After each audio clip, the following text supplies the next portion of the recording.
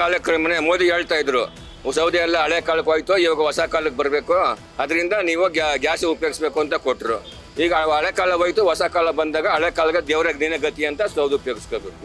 ಸಿಲಿಂಡರ್ಲೇ ಬೆಂಗಳೂರು ಬದುಕಕ್ಕಾಗಲ್ಲ, ಯಾಕಂದ್ರೆ ಸೌದೆ ಒಂದು ತರಲಿಕ್ಕಾಗಲ್ಲ. ಕಾಡು ಉಳಿಸಿ ನಾಡು ಬೆಳೆಸಿ ಅಂತ ಹೇಳ್ಬಿಟ್ಟು ಅಂದಾಗ ಇವ್ರ ಮೇಲೆ ಅವರು, ಅವ್ರ ಮೇಲೆ ಇವರು, ಆ ಪಾರ್ಟಿ ಈ ಪಾರ್ಟಿ ಬೈಯೋದು, ಈ ಪಾರ್ಟಿ ಆ ಪಾರ್ಟಿ ಬೈಯೋದು. ನನಗೂ ನ್ಯೂಸ್ ನೋಡಿದ ತಕ್ಷಣ ಟೆನ್ಷನ್ ಆಯ್ತು. ಏನಪ್ಪ ಆಚೆ ಹೋದ್ರೆ ಅಟ್ಲೀಸ್ಟ್ ಒಂದು ಕಾಫಿ, ಒಂದು ಇಡ್ಲಿ, ಏನೋ ಒಂದು ತಿಂತಾ ಇದ್ವಿ, ಕುಡಿತಾ ಇದ್ವಿ, ಈಗ ಅದಿಲ್ವಲ್ಲ ಅಂತ ಮನ್ಸಿಗೆ ಫಸ್ಟ್ ಥಾಟ್ ಬಂದಿದೆ. ಅದು ನನಗೆ ಮನೇನೂ ಇಲ್ಲ, ಈ ಕಡೆ ಮನೆ ಕೊಟ್ಟರು ಗ್ಯಾಸು ಸಿಗ್ತಿಲ್ಲ ಅಂದರೆ ಜೀವನ ಮಾಡೋದು ಹೆಂಗೆ, ಊಟ ಮಾಡೋದು ಹೆಂಗೆ? ಹೋಟ್ಲುಗಳೆಲ್ಲ ಈಗಾಗಲೇ ಬೆಂಗಳೂರು ಸಿಟಿಗೆ 500,000 ಹೋಟ್ಲು ಬಂದಾಗಿದೆ. ಅವ್ರೆಲ್ಲೋ ಜೀವನ ಮಾಡಬೇಕು. ಬಡವರಾಗಿದ್ದು ನಮ್ಮ ಬಡವ್ರ ಹೊಟ್ಟೆ ಮೇಲೆ ಹೊಡೆಯೋಕೆ ಈ ಥರ ಮಾಡ್ತಾರೆ. ನಾವೇನು ಮಾಡೋದು? ಖಾಲಿ ಸಿಕ್ಕದೇನು ಬರ್ತದೆ, ರೋಡಲ್ಲಿ ಸಿಗುತ್ತಾ ಇದು? ರೋಡಲ್ಲಿ ಸಿಕ್ಕೋದಿಲ್ಲ, ಏನೂ ಇಲ್ಲ. ಇವರು ರಾಜಕಾರಣಿಗಳು ಇರೋದ್ರಿಂದ ಒಂದೊಂದೆಲ್ಲ ಮುಂದೆ ಬರೋದು ಇವೆಲ್ಲ ಬ್ಲ್ಯಾಕ್ ಮಾಡ್ಕೊಂಡು ಎಲ್ಲ ಕಡೆಗೂ ಬ್ಲ್ಯಾಕ್ ಮಾಡ್ಕೊತಾ ಇದ್ದಾರೆ. ಇದು ಸಿಕ್ಕೋದಿಲ್ಲ ಅಂತ ಏನು ಸಾವಿರಾರು ವರ್ಷ ಆಗಿದೆಯಾ? ಇಲ್ಲ. ಒಂದು ತಿಂಗಳು 3-4 ದಿವಸದೊಳಗೆ ಅವರು ಸಪ್ಲೈ ಮಾಡಲಿಲ್ಲ ಅಂತ ಕೇಳೋ ಪ್ರಯೋಜನ ಏನು ಬಂತು? ಸಾಮಾನ್ಯ ಜನಕ್ಕೆ ಸಮಸ್ಯೆ ಆಗದೆ ಹೋಟ್ಲುಗಳನ್ನ ಬಿಸ್ನೆಸ್ ಕೊಡೋದ್ರಲ್ಲೇನೋ ಬ್ಲ್ಯಾಕ್ ಮಾಡಿಕೊಂಡವ್ರೆ. ಈಗ 10 ರೂಪಾಯಿ ಕೊಡೋದು 100 ರೂಪಾಯಿ ಕೊಡ್ತಾ ಇದ್ದಾರೆ. ಉದಾಹರಣೆಗೆ LPG ಗ್ಯಾಸ್ ಇರಲಿಲ್ಲ, ಇಷ್ಟಿಂತಕ್ಕೆ ಏನು ಇರಲಿಲ್ವಾ? ಇತ್ತು. ಯಾಕೆ ಮುಂದರ್ಸ್ಬಾರ್ದು? ಅದನ್ನ ಪ್ರಾಬ್ಲಮ್ನಾಗಿದೆ. ಬರೋದು ಬರ್ತಾ ಇದೆ, ಹೋಗೋದು ಹೋಗ್ತದೆ. ನಪ್ಪ ಮಾತ್ರಕ್ಕೆ ಏನು ಹೇಳ್ತಾ ಇದ್ದಾರೆ? ಅಡುಗೆ ನಿಂತು ಹೋಗೋದೆ, ಕೊಡೋದಿಲ್ಲ ಅಂತಾರೆ. ಅಷ್ಟೇ ತಾನೆ. ಅವ್ರು ಉದಾಹರಣೆ ಹೇಳ್ತಾರೆ, ಯುದ್ಧ ಆಗದೆ ಅಂತ ಕೇಳ್ತಾರೆ. ಯುದ್ಧ ಆಗಿರೋದು ಬೇರೆ ಇಲ್ಲಿ ಅಂತ ಪ್ರಾಬ್ಲಮ್ ಏನು ಬರ್ತಿಲ್ಲ. ಅವ್ರು ಹೋಗ್ತಾಗೋದು ಹೋಗ್ತಾ ಇದೆ, ಬರೋದು ಹೋಗ್ತದೆ, ಬರ್ತದೆ, ಮಾಮೂಲಿ ಹೋದಂಗೆ ಹೋಗ್ತಾ ಇರ್ತೀವಲ್ಲ. ಅದಕ್ಕೇನು ಪ್ರಾಬ್ಲಮ್ ಇಲ್ವಲ್ಲ, ಮಾಡ್ಬೋದಲ್ಲ ಅವರು. ಇದು ಹೌದು, ಅವ್ರು ಹೇಳಿದ್ರೆ ಸತ್ಯಾಂಶ ಇದೆ. ಇವರು ಮಧ್ಯವರ್ತಿಗಳು ಬ್ಲ್ಯಾಕ್ ಮಾಡ್ಕೋಬೇಕಲ್ಲ. ಮಧ್ಯವರ್ತಿ ಬ್ಲ್ಯಾಕ್ ಮಾಡ್ಕೊಳ್ಳೋದ್ರಿಂದ ಅದನ್ನ ಒಂದು ಗಾಡಿ ಮಾರಾಟ ಮಾಡೋಕ್ಕೆ ಇದು ಪ್ರಾವಿಷನ್ ಮಾಡ್ಕೊಂಡವ್ರೆ. ಅವಾಗ ಮೂಡಿಸಿದ್ದು ಏನೂ ಇಲ್ಲ. ಅದೇ ಮರ ಗಿರ ಕಟ್ ಮಾಡ್ಕೊಂಡು ಅದನ್ನೇ ವ್ಯವಸ್ಥೆ ಮಾಡಿಬಿಟ್ಟು ಮರ ಕಟ್ಕೊಂಡು ಒಲೆ ಹಾಕೊಂಡು ಮಾಮೂಲಿ ಹಂಗಿತ್ತು ಆ ಥರಲ್ಲೇ ಮಾಡ್ಕೋಬೇಕು.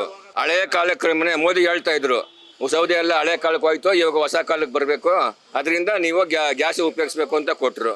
ಈಗ ಹಳೆ ಕಾಲ ಹೋಯ್ತು, ಹೊಸ ಕಾಲ ಬಂದಾಗ ಹಳೆ ಕಾಲಕ್ಕೆ ದೇವರ ದಿನ ಗತಿ ಅಂತ ಸೌದೆ ಉಪಯೋಗಿಸ್ಕೋಬೇಕು. ನಮ್ಮ ಮನೇಲಿ ಸಿಲಿಂಡರ್ ಇದೆ ಅಂತಂದ್ರೆ ನೀವು ಕೇಳೋದು ತಪ್ಪಿದೆ. ಈ ಇಡೀ ಹಳ್ಳಿ ಕಡೆ ಎಲ್ಲ ಸೌದೆಯಲ್ಲಿ ಮಾಡ್ಬೋದು. ಸಿಟಿಯಲ್ಲಿ ಪ್ರತಿಯೊಬ್ಬರ ಮನೇಲಿ ಸಿಲಿಂಡರ್ ಬೇಕೇ ಬೇಕು. ವಾಣಿಜ್ಯಗೂ ಬೇಕು, ಮನೆಗೂ ಬೇಕು. ಸಿಲಿಂಡರ್ಲೇ ಬೆಂಗಳೂರು ಬದುಕಕ್ಕಾಗಲ್ಲ, ಯಾಕಂದ್ರೆ ಸೌದೆ ಒಂದು ತರಲಿಕ್ಕಾಗಲ್ಲ. ಕಾಡು ಉಳಿಸಿ ನಾಡು ಬೆಳೆಸಿ ಅಂತ ಹೇಳ್ಬಿಟ್ಟು ಅಂದಾಗ ಇಲ್ಲಿ ಕಾಡು ಇರ್ತಲ್ಲ, ನಾಡು ಇರ್ತಲ್ಲ, ಆ ಥರ ಪರಿಸ್ಥಿತಿ ಇದೆ. ಸಿಲಿಂಡ್ರು ಪ್ರತಿಯೊಬ್ಬರಿಗೆ ಒಂದು ಫ್ಯಾಮಿಲಿ ಗಂಡ ಹೆಂಡತಿ ಒಂದು ಮಗು 2 ಮಗು ಇದ್ರೆ ತಿಂಗಳಿಗೆ ಅಟ್ಲೀಸ್ಟ್ ಒಂದು 2 ಸಿಲಿಂಡ್ರ್ ಬೇಕೇ ಬೇಕಾಗುತ್ತೆ. ಆ ಸಿಲಿಂಡ್ರಿಗೆ ನಾನೇ ನನ್ನ ಸಿಲಿಂಡ್ರ್ ಇಂಡಿಯನ್ ಗ್ಯಾಸ್ ಬುಕ್ ಮಾಡಿದರೆ ಬುಕ್ ಆಗ್ತಾಯಿಲ್ಲ. ಗ್ಯಾಸ್ ನಮ್ಮ ಭಾರತ ದೇಶದಲ್ಲಿ ಪ್ರಾಬ್ಲಮ್ ಇಲ್ಲ. ಇದು ಫಸ್ಟ್ ಆಫ್ ಆಲ್ ಎಲ್ಲರೂ ತಿಳಿಬೇಕಂತ ವಿಷಯ. ನೀವು ಸಾತ್ವಿಕವಾಗಿ ಸರ್ಚ್ ಮಾಡಿ ನೋಡಿದರೆ ಭಾರತ ದೇಶದಲ್ಲಿ ಗ್ಯಾಸು ಪೆಟ್ರೋಲ್ ಏನೂ ಪ್ರಾಬ್ಲಮ್ ಇಲ್ಲ. ಇಲ್ಲಿ ರಾಜಕಾರಣಿಗಳ ಹಣ ಮಾಡುವ ಹುನ್ನಾರ, ದಲ್ಲಾಳಿಗಳ ವ್ಯಾಪಾರಿಗಳು, ಸರ್ಕಾರದಲ್ಲಿರ್ತಕ್ಕಂಥ ಮೇಲಧಿಕಾರಿಗಳು ಮತ್ತು ರಾಜಕಾರಣಿಗಳು ದಲ್ಲಾಳಿ ಮಾಡ್ತಾಯಿದ್ದಾರೆ. ಎಷ್ಟು ವರ್ಗ ಈ ಮತ್ತೀಗ ಈ ಸ್ಟೇಟ್ ಗೌರ್ಮೆಂಟು ಮತ್ತು ಸೆಂಟ್ರಲ್ ಗೌರ್ಮೆಂಟು ಇವೆಲ್ಲ ಫ್ರೀ ಕೊಡೋದು ನಿಲ್ಲಿಸ್ಬಿಡಿ. ಬಡವರಿಗೆ ಅನ್ನ ಕೊಡಿ, ಜಾಬ್ ಕೊಡಿ, ಆರೋಗ್ಯ ಕೊಡಿ. ಇಂಥದ್ದು ಮಾಡಿಬಿಟ್ಟು ಏನೋ ಅದು ಕೊಟ್ಟ, ಇದು ಕೊಟ್ಟ, ಧನಲಕ್ಷ್ಮಿ ಕೊಟ್ಟ, ಬಸ್ ಚಾರ್ಜ್ ಕೊಟ್ಟ, ಇವೆಲ್ಲ ಯಾಕೆ ಗಾಡಿ ಸೋಕಿ ಮಾಡ್ತೀರಿವಲ್ಲ? ಏನಕ್ಕೆ ಮಾಡ್ಬೇಕು ಇವೆಲ್ಲ? ಈ ಗ್ಯಾಸ್ ಇಲ್ಲ, ಗ್ಯಾಸ್ ಮೇಲೆ ಎಲ್ಲ ಯಾಕೆ ನೀವು ಅದು ಫ್ರೀ ಕೊಟ್ಟು ಇದು ಫಿಟ್ಬಿಟ್ಟು ನೀವು ಗ್ಯಾಸ್ ಮೇಲೆ 1500 ರೂಪಾಯಿ ಕೊಟ್ಬಿಟ್ಟು ಎಲ್ಲಿಂದ ಬರ್ತದೆ? ನೀವು ಹೆಣ್ಮಕ್ಳ ಹತ್ರ ಕೊಟ್ಬಿಟ್ಟು ನಮ್ಮ ಹತ್ರ ಕಸ್ಕೊಂಡ್ಬಿಡ್ತೀರಿ. ಹೆಣ್ಮಕ್ಳು ಕೊಡಿದ್ರೆ ನಮ್ಮ ಹತ್ರ ಕಸ್ಕೊಂಡ್ಬಿಡ್ತೀವಿ. ಅದು ದುಡ್ದ್ರೆ ನಾವು ಎಲ್ಲಿಂದ ದುಡಬೇಕು? ಅವ್ನು ಒಂದಿನ ದುಡಿದ್ರೆ ಅವ್ನಿಗೆ 200-300 ಪೇಮೆಂಟ್ ಆಗ್ತದೆ. ಇದು 200 ರೂಪಾಯಿಗೆ 1 kg ಎಣ್ಣೆ ಬರ್ತಲ್ಲ, 300-350 ರೂಪಾಯಿಗೆ 1 kg ಎಣ್ಣೆಗಿದೆ, ಅಡುಗೆ ಎಣ್ಣೆ. ಇಷ್ಟೆಲ್ಲ ಕಾಸ್ಟ್ಲಿ ಮಾಡ್ಕೊಂಡ್ಬಿಟ್ಟು ಜನರನ್ನು ಯಾಕೆ ನೀವು ಕೊಲೆಗೈತೀರಾ? ಜನರನ್ನು ಯಾಕೆ ನೀವು ಸಾಯಿಸ್ತೀರಾ? ಅವ್ರಿಗೆ ಬದುಕಲು ಬಿಡಿ. ಮಧ್ಯಮ ವರ್ಗದವರಿಗೆ ಒಳ್ಳೆಯ ಭವಿಷ್ಯ ಕೊಡಿ, ಮಕ್ಕಳ ಭವಿಷ್ಯ ನಿರ್ಮಾಣ ಎಂದು ನಾನು ಈ ಸೆಂಟ್ರಲ್ ಗೌರ್ಮೆಂಟು ಮತ್ತು ಸ್ಟೇಟ್ ಗೌರ್ಮೆಂಟ್ ಹೇಳಲು ಬಯಸ್ತೀನಿ. ಇಲ್ಲಿ ಯಾವುದೇ ಪಕ್ಷ ಮತ್ತು ಪಾರ್ಟಿ ಬಗ್ಗೆ ನಾನು ಮಾತಾಡಿಲ್ಲ. ಈ ಸಾಮಾಜಿಕ ಕಳಕಳಿ ನಾನು ಮಾತಾಡಿದ್ದೀನಿ ಅಂತ ಭಾವಿಸ್ತೀನಿ. ಸಿಲಿಂಡರು ಇಲ್ಲ ಅನ್ನೋದು ಯುದ್ಧ ಪ್ರಾರಂಭ ಆದ್ದರಿಂದ ಅಲ್ಲಿಂದ ನಮಗೆ ಈಗ ನಮಗೆ ಗ್ಯಾಸ್ ಬರ್ತಾ ಇಲ್ಲ, ಅಲ್ಲಿಂದ ಪೆಟ್ರೋಲು ಡೀಸೆಲ್ ಬರ್ತಾ ಇಲ್ಲ. ಆ ಸತ್ಯ ಅರ್ಥ ಆಗಬೇಕು ನಮ್ಮ ಜನಕ್ಕೆ. ಸತ್ಯ ಅರ್ಥ ಆದಾಗ ಯೋಚನೆ ಮಾಡ್ತಾರೆ. ಇವ್ರ ಮೇಲೆ ಅವರು, ಅವ್ರ ಮೇಲೆ ಇವರು, ಆ ಪಾರ್ಟಿ ಈ ಪಾರ್ಟಿ ಬೈಯೋದು, ಈ ಪಾರ್ಟಿ ಆ ಪಾರ್ಟಿ ಬೈಯೋದು. ಇದು ಅವ್ರಿಗೆ ಶೋಭೆ ಅಲ್ಲ. ಏನು ಜನ ಅರ್ಥ ಮಾಡ್ಕೊಳ್ಳಲ್ಲ ಇವ್ರ ಭಾಷೆ ಅಂತ ತಿಳ್ಕೊಂಡವ್ರೆ. ಇವ್ರನ್ನ ಚೆನ್ನಾಗಿ ಅರ್ಥ ಮಾಡ್ಕೊಂಬಿಟ್ಟಿದ್ದಾರೆ ಜನ ಭಾಳ ಚೆನ್ನಾಗಿ ಅರ್ಥ ಮಾಡ್ಕೊಂಡಿದ್ದಾರೆ. ಕಲಿಯುಗ ಅಂತ್ಯ ಆಗ್ತಾ ಇದೆ ಸ್ವಾಮಿ. 2036ರಲ್ಲಿ ಕಲಿಯುಗ ಅಂತ್ಯ ಆಯ್ತಾ ಇದೆ. ಕಲಿಯುಗ ಅಂತ್ಯ ಆಗೋದ್ರ ಸೂಚನೆ ನಮಗೆ ಸುನಾಮಿ ಬಂದು 7, 8, 9 ಕಿಲೋಮೀಟ್ರ್ವರೆಗೆ ಸುನಾಮಿ ಬಂದು ತೋರಿಸ್ಕೊಡ್ತು. ಭೂಕಂಪ ಆಗಿದ್ದು, ಸುನಾಮಿ ಬಂದಿದ್ದು, ಮುಂದೆ ಏನೇನಾಗಬೇಕು ಎಲ್ಲ ಆಗ್ತಾ ಇದೆ. ಕೊರೋನಾ ಬಂದು ಪಾಠ ಕಲಿಸಿದೆ. ಎಷ್ಟು ಪಾಠ ಕಲಿಸಿದೆ ಅಂದರೆ, ಇವ್ರಿಗೆ ಏನಾದರೂ ಮನುಷ್ಯ ಗುಣ ಇದ್ದರೆ, ನಾವೆಲ್ಲ ನಿಜವಾಗಿ ಭಗವಂತನ ಮಕ್ಕಳು ಅನ್ನೋದಿದ್ರೆ, ಯಾರು ನಾವು ಮನುಷ್ಯರು ಅಂತ ಇದ್ದೀವಿ, ನಾವೆಲ್ಲ 700 ಕೋಟಿ ಮಾನವಾತ್ಮರು ಒಂದು ಸೆಕೆಂಡಲ್ಲಿ ಹುಟ್ಟಿರೋರು. ಭಗವಂತನಿಗಿರೋ ಪವರ್ ಅಷ್ಟು. ಆದರೆ ಭಗವಂತ ಕಣ್ಣು ಕಾಣದೇ ಇರೋದ್ರಿಂದ ಅವ್ರನ್ನ ಪ್ರೀತಿ ಮಾಡೋಕ್ಕೆ ಇವ್ರಿಗೆ ಅರ್ಥ ಆಗ್ತಾ ಇಲ್ಲ. ಕಣ್ಣು ಕಾಣದೇ ಇರೋ ಭಗವಂತನ ಪ್ರೀತಿ ಮಾಡೋಕ್ಕೆ ಅರ್ಥ ಆಯ್ತಲ್ಲ. ಅವನು ಸೂಜಿ ಮನೆ 10ನೇ ಭಾಗ ಇದ್ದಾನೆ. ನಾವೆಲ್ಲ ಆತ್ಮರು, 700 ಕೋಟಿ ಮಾನವಾತ್ಮರು ಒಬ್ಬ ದೇವ್ರ ಮಕ್ಕಳು. ದೇವರು ಅಂದರೆ ಭಗವಂತ, ದೇವರು ಅಂದರೆ ಈಶ್ವರ, ದೇವರು ಅಂದರೆ ಶಿವ, ದೇವರು ಅಂದರೆ ಪರಮಾತ್ಮ. ಆ ಪರಮಾತ್ಮನ ಮಕ್ಕಳು, ನೆನೆದವರ ಮನದಲ್ಲಿ ಪರಮಾತ್ಮ. ಎಲ್ಲರಿಗೂ ಗೊತ್ತಿದೆ ಅದು. ನಾವು ನೆನೆಸ್ಕೋತಿದ್ದಂಗೆ ಪರಮಾತ್ಮ ನಮ್ಮ ಹತ್ರ ಬರ್ತಾನೆ. ನಮಗೆ ಬುದ್ಧಿ ರೂಪದಲ್ಲಿ ಜೊತೆಲಿದ್ದು ನಮಗೆ ಜ್ಞಾನ ಕೊಟ್ಟು, ಸತ್ಯವಾಗಿ ನಡಿ, ನನ್ನ ಮಕ್ಕಳು ಸತ್ಯವಾದ ಮಕ್ಕಳು, ಸತ್ಯವಾಗೇ ನಡಿಬೇಕು. ನೀವು ಅಸತ್ಯವಾಗಿ ನಡೆದ್ರಿ, ನಿಮಗೆ ರವ ನರ್ಕನ ನೀವು ಅನುಭವಿಸ್ಬೇಕಾಗ್ತದೆ. ಅದೇ ನಾವು ಮೊನ್ನೆ ತಾನೇ ಬುಕ್ ಮಾಡಿದೆ, ಖಾಲಿ ಆಯಿತು ಸಿಲಿಂಡರು. ನಮ್ದು ಇಂಡಿಯನ್ ಗ್ಯಾಸ್ ಆ್ಯಕ್ಚುಲಿ. ಮೊನ್ನೆ ತಾನೇ ಬುಕ್ ಮಾಡಿದ್ದೀನಿ. ಅದೇ ಅವ್ರು ಹೇಳ್ತಿದ್ದಾರೆ ಇನ್ನೂ 1 ವಾರ ಆಗುತ್ತೆ, 15 ದಿನ ಆಗುತ್ತೆ ಅಂತ. ತುಂಬಾ ಫೋನ್ಗಳು ಕಟ್ ಮಾಡ್ತಿದ್ದಾರೆ, ಸರಿಯಾಗಿ ರೆಸ್ಪಾನ್ಸ್ ಕೊಡ್ತಾ ಇಲ್ಲ ಸರಿಯಾಗಿ. ಸೊ ನೋಡ್ಬೇಕು ಏನಾಗುತ್ತೆ ಅಂತ. ಮತ್ತು ಬೆಲೆನೂ ಜಾಸ್ತಿ ಆಗಿದೆ ಅಂತ ಹೇಳ್ತಾ ಇದ್ದಾರೆ. ಸೊ ಬಂದಮೇಲೆ ಗೊತ್ತಾಗುತ್ತೆ ಏನಾಗಿದೆ. ಹೌದು, ಗ್ಯಾಸ್ ಸಿಲಿಂಡ್ರ್ ಇಲ್ಲ ಅಂದರೆ ತುಂಬ ಕಷ್ಟ ಆಗುತ್ತೆ ಮನೆಯಲ್ಲಿ. ಮತ್ತು ಯಾಕೆಂದರೆ ಮಕ್ಕಳಿಗೆಲ್ಲ ಡಬ್ಬಿ ಕಟ್ಟೋದು, ಸ್ಕೂಲು ಆಫೀಸ್ಗೆಲ್ಲ ಕಳ್ಸೋಕ್ಕೆಲ್ಲ. ಸೊ ಕೆಲವ್ರ ಮನೇಲಿ ಸ್ನಾನಕ್ಕೂ ಗ್ಯಾಸ್ ಯೂಸ್ ಮಾಡ್ತಾರೆ. ಸೊ ಹಾಗಾಗಿ ಏನು ತೊಂದರೆ ಆಗದೆ ಇದ್ದರೆ ಚೆನ್ನಾಗಿರುತ್ತೆ ಅಂತ ನಮ್ಮ ಅಭಿಪ್ರಾಯ. ಇಲ್ಲ ಬರಲ್ಲ, ಲೈಫಲ್ಲಿ ಇದುವರೆ ತನಕ ಮಾಡಿಲ್ಲ. ಎಲೆಕ್ಟ್ರಿಕ್ ಮಾಡ್ತಾ ಇದ್ವಿ ಚಿಕ್ಕ ವಯಸ್ಸಲ್ಲಿದ್ದಾಗ, ಯಾಕಂದರೆ ಆವಾಗ ಸೀಮೆಣ್ಣೆ ತೊಗೊಳೋರು ನಮ್ಮ ತಂದೆ ಎಲ್ಲ. ಸೊ ಅದಾದಮೇಲೆ ಎಲೆಕ್ಟ್ರಿಕ್ ಸ್ಟವ್ ಬಂತು. ಸೊ ಇವಾಗಂತೂ ತುಂಬ ಕನ್ವೀನಿಯೆಂಟ್ ಆಗಿದೆ ಗ್ಯಾಸ್ ಸಿಲಿಂಡ್ರಿಂದ. ಈಸಿ, ಬುಕ್ ಮಾಡಿದ್ರೆ ಬರುತ್ತೆ, ಈಸಿ ಅದು. ಸೊ ನಮಗೆ ಅದೇ ಬೇಕು ಅಂತ ಆಸೆ ಅಷ್ಟೇ. ಸಿಲಿಂಡ್ರೇ ಬೇಕು. ನಮ್ಮ ಮನೇಲೂ ಖಾಲಿಯಾಗಿದೆ.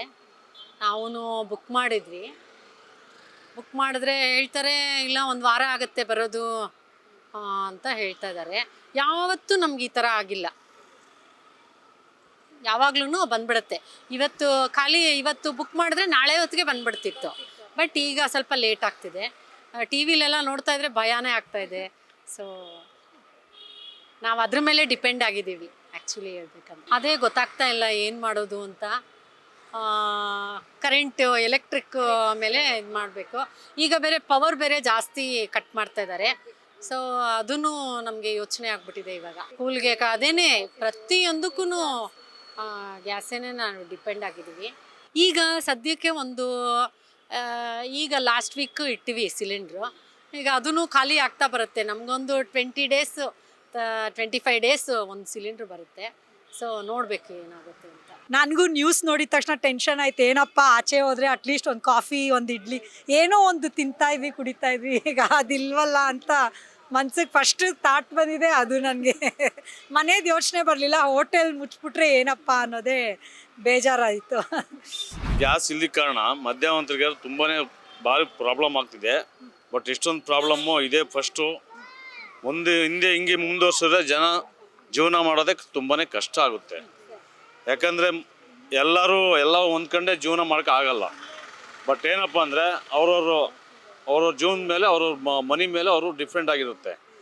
ಬಟ್ ಮನಿನೂ ಇಲ್ಲ, ಈ ಕಡೆ ಮನಿ ಕೊಟ್ಟರು ಗ್ಯಾಸು ಸಿಗ್ತಿಲ್ಲ ಅಂದರೆ ಜೀವನ ಮಾಡೋದು ಹೆಂಗೆ, ಊಟ ಮಾಡೋದು ಹೆಂಗೆ? ಹೋಟ್ಲುಗಳೆಲ್ಲ ಈಗಾಗಲೇ ಬೆಂಗಳೂರು ಸಿಟಿಗೆ 500,000 ಹೋಟ್ಲು ಬಂದಾಗಿದೆ. ಅವ್ರು ಎಲ್ಲೋಗಿ ಜೀವನ ಮಾಡಬೇಕು ಅನ್ನೋದೊಂದು ಭಾರಿ ಕೊರತೆ ಆಗಿದೆ. ಇದೊಂದು ಜಲ್ದಿ ಆದಷ್ಟು ಪ್ರಯತ್ನ ಪಟ್ಟು ಜಲ್ದಿ ಬಗೆಹರಿಸಿದ್ರೆ ತುಂಬಾ ಅನುಕೂಲ ಆಗುತ್ತೆ ಅಂತ ನಾನು ಹೇಳೋಕ್ಕೆ ಇಷ್ಟಪಡ್ತೀನಿ. ತುಂಬಾ ಕಷ್ಟ ಆಗುತ್ತೆ. ಏನು ನಡೆಯೋಕ್ಕಾಗಲ್ಲ. ಏನು ಗಾಳಿ ಒಂದು ಕುಡ್ಕೊಂಡು ಜೀವನ ಮಾಡೋಕ್ಕೆ ಬರಲ್ಲ. ನಾವು ಪ್ರಾಣಿಗಳೆಲ್ಲ ಗಾಳಿ ಕುಡ್ಕೊಂಡು ಜೀವನ ಮಾಡೋಕ್ಕೆ. ಮನುಷ್ಯನಿಗೆ ದಿನಕ್ಕೊಂದು 3 ಊಟ ಬೇಕು, ಕುಡಿಯೋಕ್ಕೆ ನೀರು ಬೇಕು. ಅದು ಇಲ್ಲ ಅಂದ್ರೆ ಹಾಲಿನ ರೇಟ್ ಜಾಸ್ತಿ ಆಗಿದೆ, ಎಣ್ಣೆ ರೇಟ್ ಜಾಸ್ತಿ ಆಗಿದೆ. ಮೊನ್ನೆ 150 ರೂಪಾಯಿ ಏಕದಮ್ 30 ರೂಪಾಯಿ ಜಾಸ್ತಿ ಆಗಿದೆ, 180 ಆಗಿದೆ. ಬಟ್ ಜೀವನ ಮಾಡೋದು ಹೆಂಗೆ ನಾರ್ಮಲ್ ಅಲ್ಲಿಗೆ ಆಗಲ್ಲ. ಈ ಕೂಲಿ ಮಾತ್ರ ಯಾರು ಜಾಸ್ತಿ ಮಾಡಲ್ಲ. ಅದೇ ಕೂಲಿನೇ ಇದೆ, ಅದೇ ನಾರ್ಮಲೇ ಇದೆ. ಬೇಕಾದ್ರೆ ಮಾಡು, ಬೇಡ ಬಿಟ್ಟು ಹೋಗು ಅಂತಾರೆ. ಅಂಥದ್ರಾಗೆ ಆ ಕೂಲಿ ತೊಗೊಂಡು ಆ ಜೀವನ ಮಾಡೋಕ್ಕೆ ಬರಲ್ಲ. ಅಷ್ಟು ಭಾರಿ ಟೈಟ್ ಆಗಿದೆ ಜೀವನ ಅನ್ನೋದು. ಎಷ್ಟು ದಿನದಿಂದ ಅಂದರೆ 2 ತಿಂಗಳಿಂದ ಪ್ರಾಬ್ಲಮ್ ಆಗ್ತಾ ಇದೆ. 2 ತಿಂಗಳಿಂದ ಪ್ರಾಬ್ಲಮ್ ಆಗ್ತಾ ಇದೆ. ನಾವು ಬುಕ್ಕಿಂಗ್ ಮಾಡಿದ್ರು ಬುಕ್ಕಿಂಗ್ ಸಿಗ್ತಾ ಇಲ್ಲ. ಮತ್ತು ಬರ್ತದೆ ಅಂತಂದರೆ ಈಗ 2 ದಿವಸದಿಂದ ಬುಕ್ ಮಾಡ್ತಾರೆ, ಬುಕ್ಕಿಂಗೇ ತೊಗೊತಾ ಇಲ್ಲ. ಮನೆಯಲ್ಲಿ ಅಡುಗೆ ಮಾಡ್ಕೊಳಕ್ಕೆ ಆಗ್ತಾ ಇಲ್ಲ. ಮತ್ತು ಹೊರಗಡೆ ಊಟ ಮಾಡೋಕ್ಕೆ ನಮಗೆ ಇದು ಸಿಗ್ತಾ ಇಲ್ಲ. ನಮ್ಮ ಹತ್ರ ದುಡ್ಡಿಲ್ಲ. ನಾವೇನು ಮಾಡಬೇಕು? ಬಡವರಾಗಿದ್ದು ನಮ್ಮ ಬಡವ್ರ ಹೊಟ್ಟೆ ಮೇಲೆ ಹೊಡೆಯೋಕ್ಕೆ ಈ ಥರ ಹಿಂಗೆ ಮಾಡ್ತಾಯಿದ್ರು. ನಾವೇನು ಮಾಡಬೇಕು? ಸರಿ ಆಯಿತು, ಈಗ ಮುಂದಿನ ವಾರ ಹಬ್ಬ ಬಂದಿದೆ. ನಮ್ಗೆ ಹೊಸ ವರ್ಷ ಇರೋದು ವರ್ಷಕ್ಕೊಂದಿನ ಹಬ್ಬ. ಅದಕ್ಕೂ ಇದೇ ಥರ ಮೊದಲೇ ನಮಗೆ ಒಂದು 2 ವಾರದ ಮೊದಲೇ ಈ ಥರ ನಮ್ಮ ಹೊಟ್ಟೆ ಮೇಲೆ ಹೊಡ್ಕೊಬಿಟ್ರೆ ನಾವೇನು ಮಾಡೋದು? ಮತ್ತು ಸಿಲಿಂಡ್ರ್ ಒಂದೇ ಅಲ್ಲ, ಆಮೇಲೆ ಕಚ್ಚಾ ತೈಲನೂ ರೈಟ್ ಜಾಸ್ತಿ ಆಗಿದೆ. ಮತ್ತು ರೇಷನ್ಗಳು ರೈಟ್ ತುಂಬ ಜಾಸ್ತಿ ಆಗ್ತಾಯಿದೆ. ನಾವೇನು ಮಾಡಬೇಕು? ಬಡವ್ರ ಬಂಗ್ರೆ ಎಲ್ಲಿ ಹೋಗಬೇಕು? ಏನು ಮಾಡಬೇಕು? ಎಲ್ಲ ನೀವೇ ನಮಗೆ ನ್ಯಾಯ ದೊರಕಿಸ್ಕೊಟ್ಟು ನಮಗೆ ಬೇಗ ಸಿಲಿಂಡ್ರು ಸಿಗೋ ಥರ, ರೇಷನ್ನು ಕಮ್ಮಿ ರೇಟಲ್ಲಿ ಸಿಗೋ ಥರ ನಾವು ಮಾಡಿಕೊಡ್ಬೇಕು. ಜೀವನ ಮಾಡೋದೇನು ಅಂತ ನೀವೇ ನಮ್ಗೆ ದಾರಿ ತೋರಿಸ್ಕೊಡ್ಬೇಕು. ನಮ್ಗೆ ಯಾರು ಊಟ ಹಾಕ್ತಾರೆ, ನಮ್ಗೆ ಯಾರಿದ್ದಾರೆ ಏನಿದ್ದಾರೆ ಗೊತ್ತಿಲ್ಲ. ನಮ್ಮ ಮನೇಲಂತೂ ನಾವು ಹ್ಯಾಂಡಿಕ್ಯಾಪ್ ಇದ್ದಾರೆ, ಮತ್ತು ನಾವು ವಯಸ್ಸಾದವರು. ನಾವು ಎಲ್ಲಿ ಹೋಗೋಕ್ಕೂ ಆಗಲ್ಲ, ಬರೋಕ್ಕೂ ಆಗಲ್ಲ. ನಾವೇನು ಮಾಡ್ಬೋದು ಊಟಕ್ಕೆ ಅಂತ? ನಾವಿರೋದು 4 ಜನ ಇದ್ದೀವಿ. 4 ಜನದಲ್ಲಿ ನಾವಿಬ್ಬರೇ ಮಾತ್ರ ದುಡಿಯೋದು, ಇನ್ನಿಬ್ಬರು ಯಾರೂ ದುಡಿಯೋದಿಲ್ಲ. ಹಾಗಾಗಿ ನನಗೆ ಇವಾಗ 2 ತಿಂಗಳಿಂದ ಸಿಲಿಂಡ್ರ್ ಪ್ರಾಬ್ಲಮ್ ಇದಾಗಿದೆ. ಬಟ್ ಅದರಲ್ಲೂ ಬರಲಿಲ್ಲ. ಮತ್ತು ಇವಾಗ ನೋಡಿದ್ರೆ ಸಿಲಿಂಡ್ರ್ ಹತ್ರ ಹೋದರೆ ಈ ಪ್ರಾಬ್ಲಮ್ ಹೇಳ್ತಾ ಇದ್ದಾರೆ. ಇನ್ನು 25 ದಿನ ಮೊದಲೇ ಬುಕ್ಕಿಂಗ್ ಮಾಡಬೇಕು. ಬುಕ್ಕಿಂಗ್ ಮಾಡಿದ್ರೆ ನಿಮಗೆ ಸಿಲಿಂಡ್ರ್ ಸಿಗುತ್ತೆ, ಇಲ್ಲಾಂದರೆ ಸಿಗೋದಿಲ್ಲ ಅಂತ ಹೇಳ್ತಾ ಇದ್ದಾರೆ. 3-4 ಸಾವಿರ ಅಂದರೆ ಒಂದು ಕಡೆ ಕೇಳಿದ್ರೆ HB ಅವರು 1800 ರೂಪಾಯಿ ಹೇಳ್ತಾರೆ, ಇಂಡಿಯನ್ ಅವರು ಹೇಳ್ತಾರೆ 1900 ರೂಪಾಯಿ ಹೇಳ್ತಾರೆ. ಹಿಂಗಾಗಿ ನಮಗೆ ಕೆಲಸ ಇಲ್ಲ, ಕಾರ್ಯ ಇಲ್ಲ. ಮತ್ತು ದಿನಗೂಲಿ ವ್ಯಾಪಾರ ಮಾಡೋದು, ನಾವು ಹೆಂಗೆ ತೊಗೊಂಡು ಜೀವನ ಮಾಡೋಕ್ಕಾಗುತ್ತೆ ಅನ್ನೋದು ನಮ್ಮ ಮುಂದೆ ಆಲೋಚನೆ ಮಾಡೋ ಥರ ಚಿಂತೆ ಆಗಿದೆ. ಬದುಕಬೇಕಾ ಸಾಯ್ಬೇಕಾ ಅನ್ನೋದು ಗೊತ್ತಾಗ್ತಾ ಇಲ್ಲ ನಮಗೆ. ಕಾಂಗ್ರೆಸ್ ದೊರಕಿಸ್ಕೊಡ್ತದೆ ಅಂತ ಗೊತ್ತಿಲ್ಲ, ಇಲ್ಲ ನಮಗೆ ನಮ್ಮ ಜೀವನದಲ್ಲಿ ನಮ್ಮ ನ್ಯೂಸ್ ಚಾನಲ್ ಅವ್ರು ದೊರಕಿಸ್ಕೊಡ್ತಾರೆ ನ್ಯಾಯ ಅಂತ ಗೊತ್ತಿಲ್ಲ. ಅಂತೂ ಒಳ್ಳೇದು ಮಾಡಿಕೊಡಿ ಅಷ್ಟೇ. 159 ರೂಪಾಯಿ, 170 ರೂಪಾಯಿ, 180 ರೂಪಾಯಿ ಎಣ್ಣೆ ರೈಟ್ ಆಗಿದೆ. ಅದು ರೈಟ್ ಜಾಸ್ತಿ ಆಗಿದೆ. ಏನು ಮಾಡೋಕ್ಕಾಗ್ತಾ ಇಲ್ಲ. ಕೊಂಡ್ಕೊಂಡು ತಿನ್ನೋದೇ ತುಂಬ ಕಷ್ಟ ಆಗ್ತಾಯಿದೆ. ಬಡವರು ಮುಂದೆ ಬರೋಕ್ಕಾಗ್ತಾ ಇಲ್ಲ. ಹೋಟೆಲ್ ಇಲ್ಲ, ಹೋಟೆಲಲ್ಲಿ ಕಾಫಿ ಕುಡಿಯೋಕೋರೆ ನೀರು ಕಾಫಿ ಇದೆ, ಮತ್ತು ಎಲ್ಲಿಂದನೂ ಏನೋ ಸಿಗ್ತಾ ಇದೆ. ಹೊಟ್ಟೆ ಆರೋಗ್ಯ ಎಲ್ಲ ಕೆಟ್ಟೋಗ್ತಾ ಇದೆ. ಸುಮ್ಮನೆ ಹಾಸ್ಪಿಟ್ಲಿಗೆ ಇಡೋದಾಗ್ತಾ ಇದೆ. ಹಾಸ್ಪಿಟ್ಲಿಗೆ ಇಡೋಕ್ಕೂ ನಮ್ಮ ಹತ್ರ ದುಡ್ಡಿಲ್ಲ. ಗೌರ್ಮೆಂಟ್ ಆಸ್ಪತ್ರೆಗೆ ಹೋದ್ರೆ ನಾ ಎಲ್ಲ ಹೆಣ ಆಗ್ಬಿಟ್ಟು ವಾಪಸ್ ಬರ್ತಾಯಿದ್ದೀವಿ.